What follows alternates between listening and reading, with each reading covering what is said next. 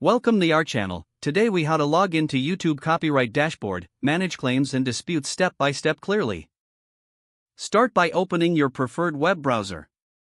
In the address bar, type in www.youtube.com and press enter. Once the YouTube homepage loads, locate the sign in button in the top right corner. Click on the sign in button to proceed to the login page. Enter your email address associated with your YouTube account. Click on the next button after entering your email. Now, type in your password. Click on the next button again to access your account. After logging in, click on your profile icon in the top right corner of the screen. From the drop-down menu, select YouTube Studio. Once in YouTube Studio, look for the menu on the left side.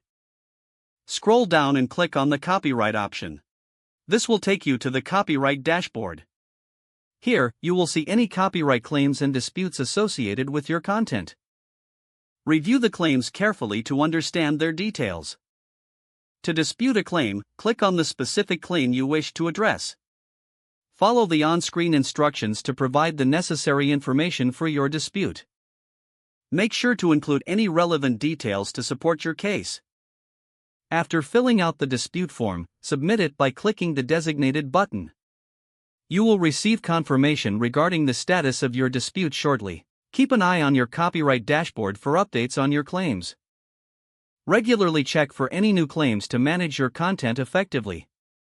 If the page does not load, refresh the browser or try again in a private or incognito window. Make sure you are using the correct email address, then retype it carefully to avoid small typos.